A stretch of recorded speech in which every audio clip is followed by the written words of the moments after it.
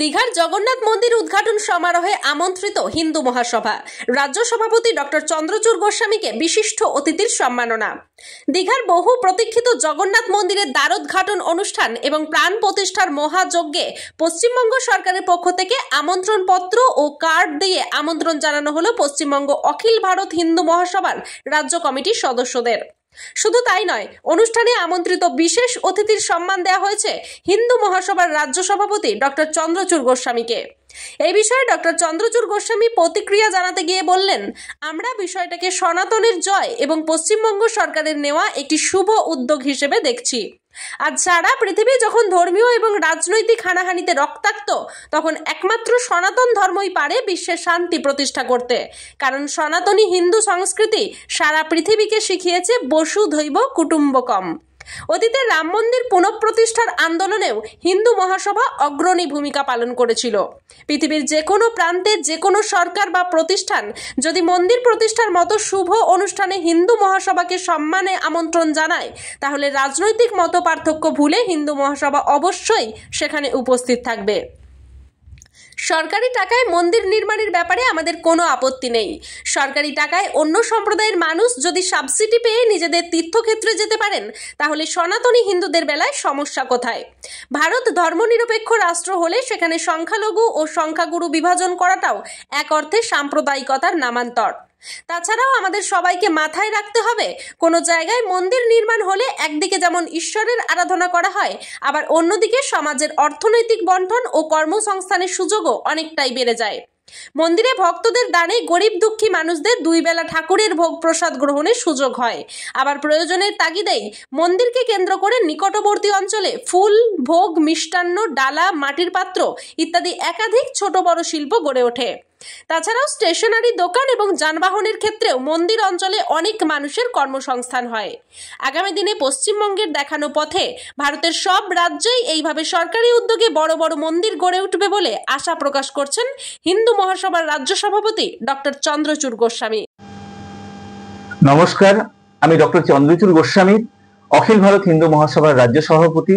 খুব আনন্দের সাথে জানাচ্ছি, পশ্চিমবঙ্গ সরকার এবং মাননীয় মুখ্যমন্ত্রী মমতা দেবী ওনাদের উদ্যোগে দীঘায় আগামী 29 তারিখ জগন্নাথ ধামে জগন্নাথ ঠাকুরের যে প্রাণ প্রতিষ্ঠা মহাযজ্ঞের সমারোহ করা হয়েছে সেখানে, এবং পরের দিন 30শে এপ্রিল সেই মন্দিরের দ্বারোদ্ঘাটন অনুষ্ঠানের সমারোহে অখিল ভারত হিন্দু মহাসভার রাজ্য সভাপতি হিসেবে আমাকে এবং আমার রাজনৈতিক দলের সহযোদ্ধাদের আমন্ত্রণ জানানো হয়েছে এই পবিত্র অনুষ্ঠানে উপস্থিত থাকার জন্য।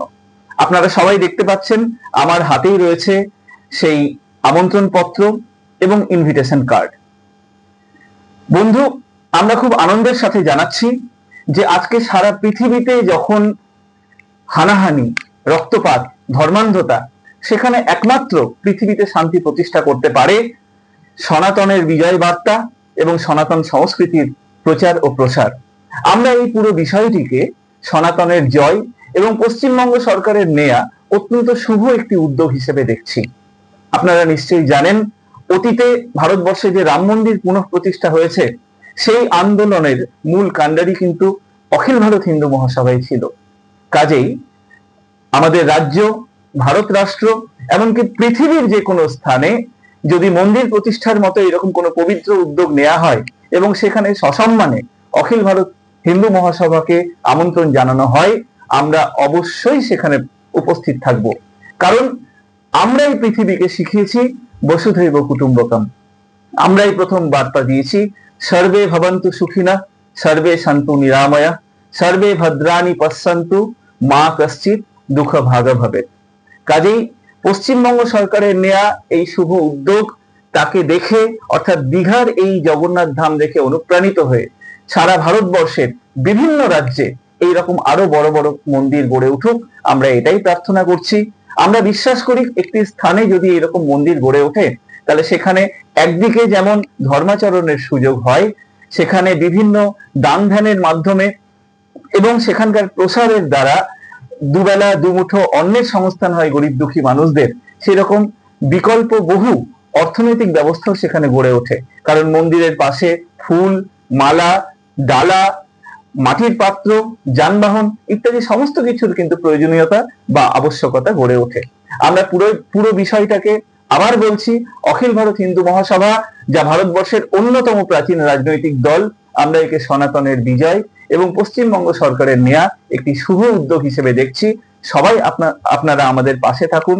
দেখা হচ্ছে দীঘা জগন্নাথ ধামে। জয় হিন্দ, জয় ভারত। ব্যুরো রিপোর্ট, সোজা কথা নিউজ।